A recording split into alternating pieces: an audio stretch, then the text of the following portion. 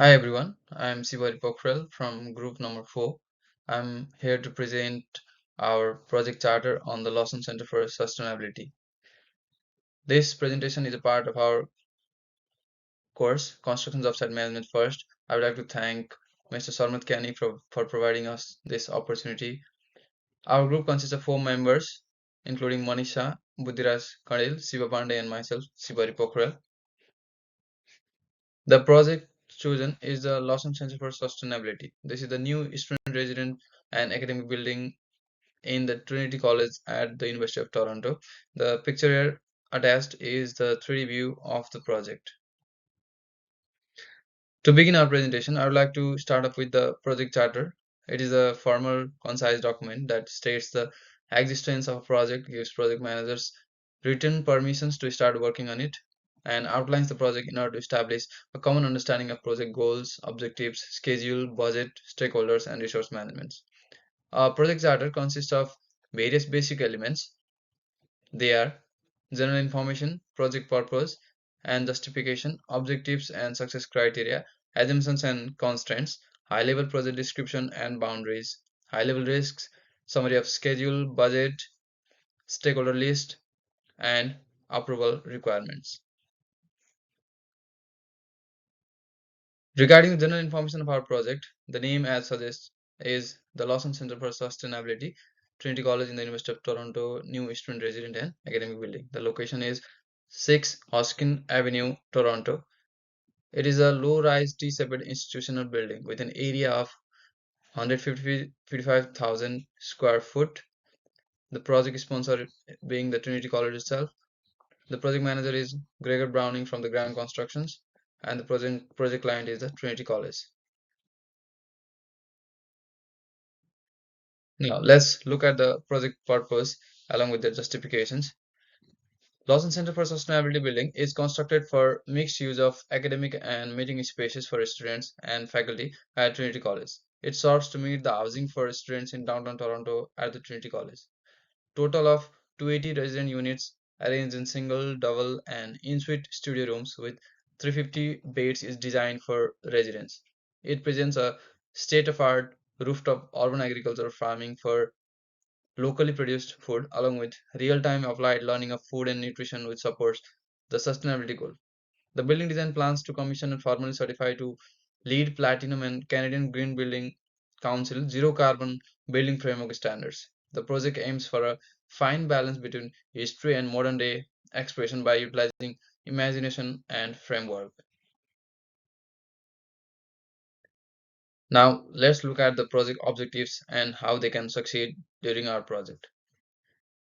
The new student building at Trinity College is designed with specific proper objectives, taking into consideration the sustainability goals. The project objectives and their related success criteria are listed and pointed as the first being provision of student housing and multi-purpose spaces to provide housing facility to students in downtown Toronto, and the success criteria being the provision of 280 student residence units with 350 beds with that will ensure the addition of spaces for residents and increase the proportion of enrolled students living in the residence to up to 40%.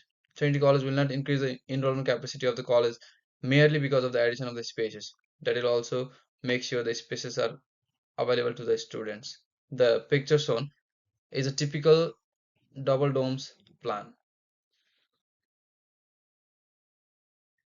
The second objective is the integrated sustainability initiative, which which has to change the college experience of for students by incorporating sustainability practices and instructions into all aspects of campus life, including extracurricular and academic activities, research opportunities, and hands-on learning. The use of minimal maintenance materials, natural lighting, and mass timber construction supports the sustainability goal. The initiative of community kitchen will ensure teaching, learning, and research on urban farming and food systems. This farm to table program is a connection across academic life of students for integration of sustainability. The picture shown shows the greenhouse for the food production at the rooftop farming. Thirdly, the energy efficient building objective is to design and construct energy efficient building by minimizing the energy consumption. LEED Platinum and Canadian Green Building Council Zero Carbon Building Framework standards will ensure the green sustainability goal. Energy efficient lighting and controls are synchronized with natural light where they are appropriate. The various elements that are used for energy efficient building construction are in the slide. The first being the high performance thermal envelope, photovoltaic solar panels, green roof, and rainwater for their self irrigation. After here, we have discussed the project purposes and objectives along with its general information. Now, for further presentation slides, I would like to hand over to Mr. Manish Shah. Thank you, Sibari Pokhrel, for giving me the opportunity. Now we are going to discuss about the project assumption, project constraints, as well as the different phases of the project. Talking about the project assumption, we have considered many assumptions while carrying out the project, uh, such as we talked about the percentage of residents that will reside in that particular building, availability of the addition of the new building will increase the availability of added spaces for residents up to 40% of the total students enrolled, which is a huge number of students considering the total number of students studying in that particular college. Also, the sustainability and the farm to table initiative will contribute significantly to education and research. Talking about other assumptions, the estimated budget and time schedule are adequate enough for the project completion in the optimized manner. So we have sufficient amount of budget and time in order to carry out the project. And also the sustainable materials and skilled manpower requires are available in the market. So there are enough skilled manpower as well as the labor to carry out the construction activities of that particular building. The construction materials are sustainable and have minimal environmental impact. So it's better to say that it is a green energy and we use all the recyclable resources. All the design and construction comply with the city, provincial, and federal buildings codes construction by laws and regulations. We had followed the rules, laws, and regulation of the Toronto municipality in order to complete the project. The project is also supported by the green loan provided by the financial firms. Now let's talk about the project constraints. Basically, these are the challenges which might come while carrying out the project. Mainly, we have discussed here the four types of constraints, that is site location constraint, storage facilities constraint, public relation constraint, safety and emergency response constraints. Every construction project has its own set of constraints, sometimes refers to as a project limitations, which are the boundaries that must be followed during project executions. Those constraints must be could be the budget, schedule, resource effective, or facilities relation constraint, or safety and emergency response constraints. Let's talk about the site location constraints. Being close to a town area results in limitations on the area available for loading, unloading materials, accessibility of heavy vehicles, traffic congestions. Due to narrow road, sometimes it's difficult for the trucks or transportation materials to be unloaded and loaded. And let's talk about the storage facility constraint. Insufficient raw materials storage facilities requires careful planning and effective utilization of available spaces. Sometimes there may be lack of sufficient storage to store the raw material and other equipments which is used during the constructions of the projects. Public relation constraints is also one of the main factors that should be considered. The public may protect if there is continuous noise from construction sites and movement of vehicles. In such situation, the public get disturbed and they might complain to the authorized municipality or office, and our project might get disturbed. And safety and emergency response constraint is also one of the main and important factor which we have to take into considerations while carrying out the project. There are significant safety dangers while handling massive structural parts and working hand height. Sometimes person might get injured and there might be a, crucial facilities which helps to hamper the overall project. Now let's talk about the high level project description and boundaries. These are some of the project description in a detailed way. The building is a Lawson Center, which is at the Trinity College at the University of Toronto. It is a four-story building with a basement having gross area of 14,068 meter square and on an assignable area of 9,229 meter square. The Lawson Center of Sustainability creates a place to celebrate community. This is a ground plus three T-shaped building. It reflects a shift in how students wish to both live and learn on campus, and also the basement of the building is connected to the George Ignatieff Theater and the Gerald Larkin building. The building is supposed to be environment friendly, where students and other staff members get connected and build relationship with the environment. It also reflects the aspirations of Trinity College. It is surrounded by beautiful architect and the beautiful aesthetic surrounding. The whole project is completed in four phases. That is pre-design, design, construction and monitoring, and post-constructions. Let's discuss each stage in detail. Talking about the pre-design phase, in this phase, project managers and other team members evaluated the project's requirement, objective goals, and overall feasibility. It sets a solid foundation for the project to continue the upcoming works. It also helps to establish a tentative budget and tentative duration that is required to complete the project. Now talk about the design phase. In this phase, all the structural, mechanical, and electrical and architectural drawings were made and analyzed properly. These types of drawing are made with the help of the expert in their own field. Drawings were made according to building codes and municipality requirements. All the standard and protocol must be followed while designing the structure. The third phase is construction and monitoring. The physical construction of the structure begins as per the drawing, involves the preparation, gradation of the sites, foundation layout, laying out of steel and concrete, curing, floor finishing, electrical and plumbing, and so on. Things were monitored carefully and made sure everything was going per plans. These things are monitored carefully and everything is noted in a detailed way for the future perspective. The last stage is post constructions. It is also known as a closeout stage. The project manager surveys the project before handing it over to the owner. Uh, and they make sure that the building is in operation and ready for the use, and all the facilities were there. Thank you. Next parts will be discussed by Budhiraj Kadel. Thank you, Monisha. Hello, everyone. I'm Budraj Kadal. I will continue from the risks that might be involved in the construction of the building. The every project can be free from the risks totally. The every project can involve certain degree of risks. However, the impact of such risks can be negative or positive. The risks to be listed, the climate risks, environmental risks, health and safety, finance, political and legal or logistic risks. First, the climate risks. The climate risks refer to rainfall, snowstorm, high wind that can hamper the construction activities, or that can also damage the stored material, or sometimes it can also the damage finished product of the construction. The another one is the environmental risks. The natural disasters are always unforeseen, and the risks of landslide, flood, earthquake, or any form of natural disaster can stop the construction activities that might disturb the overall project schedule.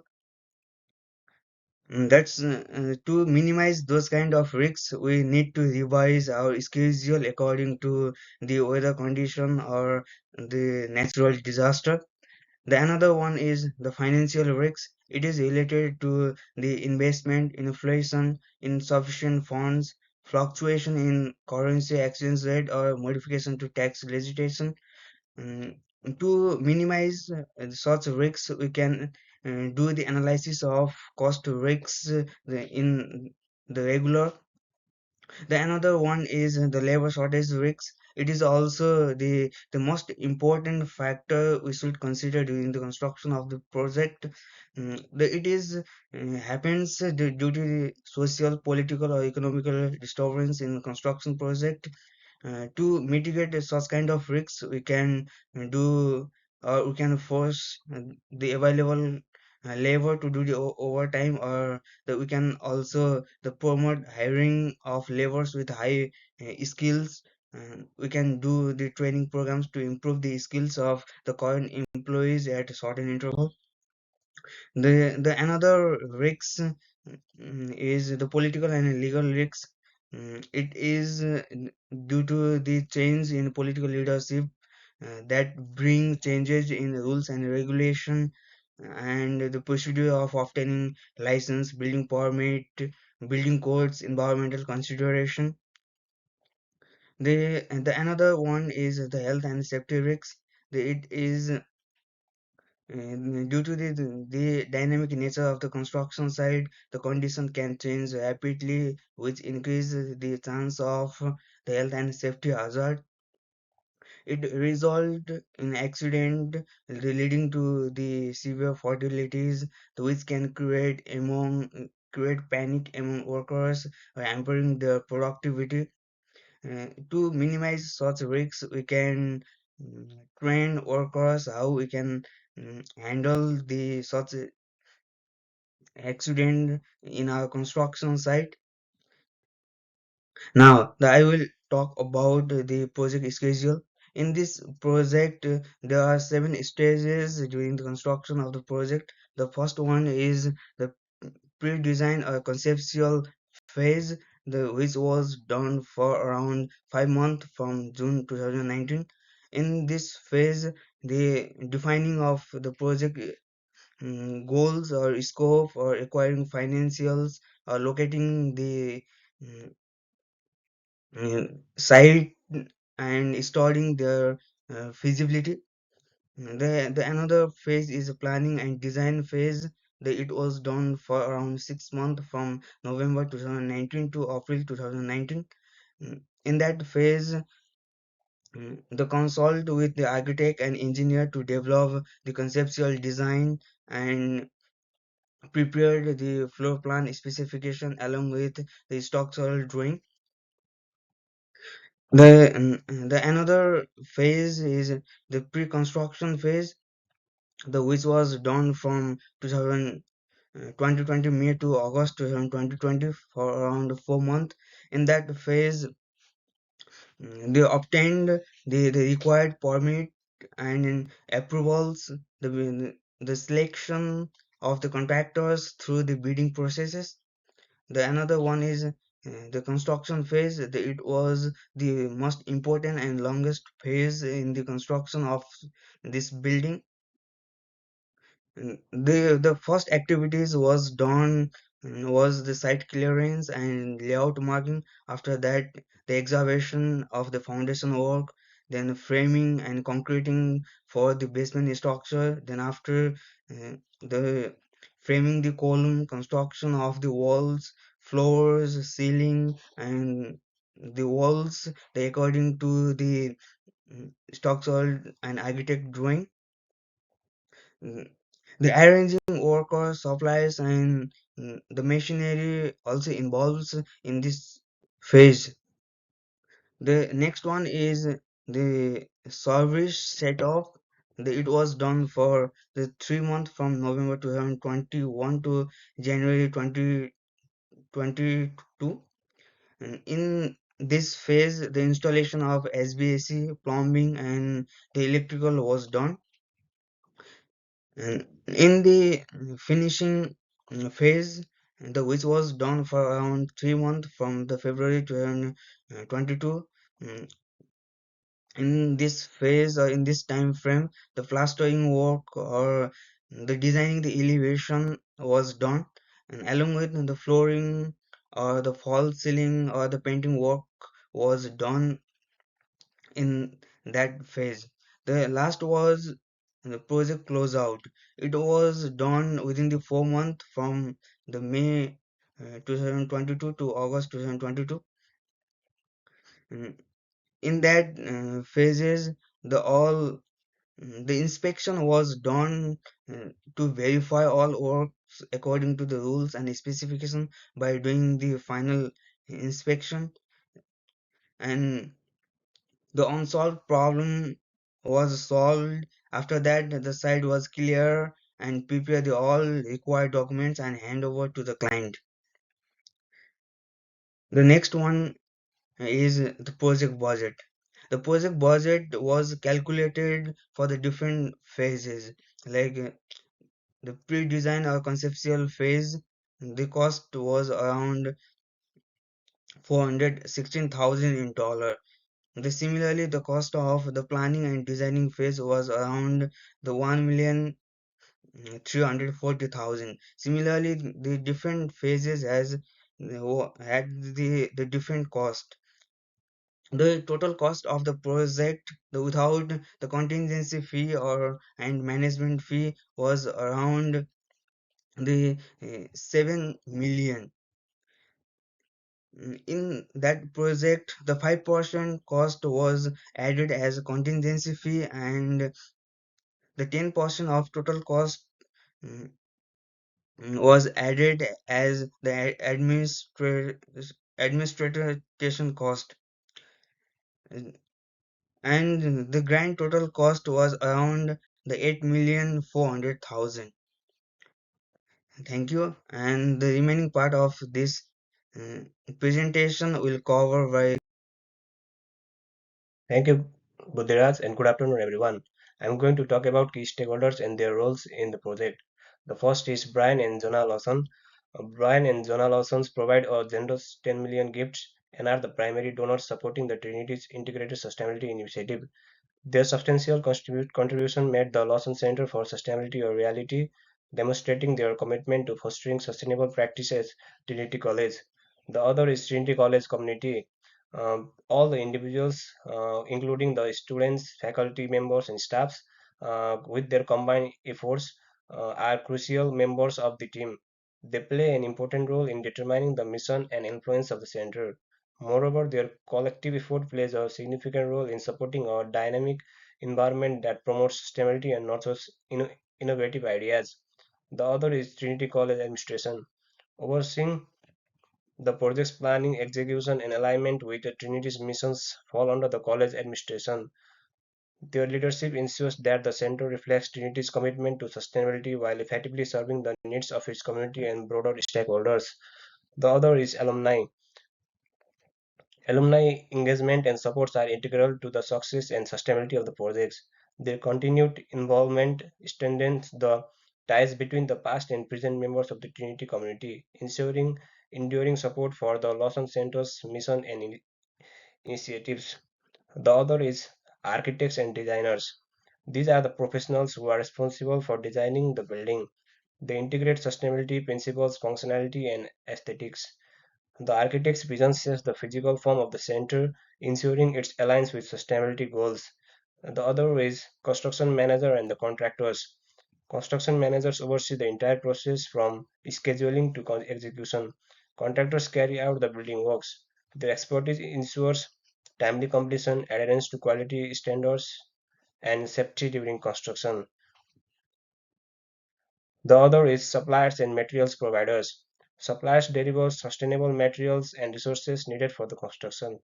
Their choices directly impact the building's eco-friendly features and overall sustainability. The other is local and national authority. Regulatory bodies ensure compliance with building codes, permits, and safety regulations. Their approvals and oversights are critical for legal and safe construction practices. The other and the last is financial institutions, who are the green loan provider for the organization. They provided financing for the completion of the projects, which enable the construction of a mass timber, zero carbon lead platinum building. Another topic I'm going to talk about is the requirements for project approval. For the approval of the project, the major requirements include factors like what constitutes project success, who decide the project is successful, and who sign off the project. Let's discuss these factors in detail. The first is project success criteria. The success of the Lawson Center for Sustainability depends on several key factors, which includes the objectives. The project must achieve its stated objectives, such as constructing a sustainable building and promoting environmental awareness, timeliness, budget, and quality, adherence to quality, adherence to project timelines, budgets, constraint, and high quality standards are critical. Sustainability and ecological impact. Meeting the sustainability standards and minimizing ecological impact contributes to success. Safety. Ensuring the safety of occupants within the center is essential. The other is alignment with vision. The success of the project is evaluated based on how well the project aligns with its original vision and purpose. The other factors affecting the requirements for project approval is decision makers for success of the projects. Um, Decision makers of the project are Trinity College, Project Steering Committee, and project managers. Talking about the Trinity College, as the project sponsors, Trinity College oversees strategic alignments with its mission and vision. Project Steering Committee comprises the representatives from Trinity College, the University of Toronto, and experts. This committee monitors progress and ensures alignment with academic, environmental, and financial benchmark. Project manager appointed by the Trinity College, the project manager assesses success based on predefined criteria and progress reports. And the last is the project sign off. The president, uh, as the top authority, formally approves the project's completions. This sign-off signifies the readiness of the project for use and marks the transition from construction to operation. Thank you, everyone.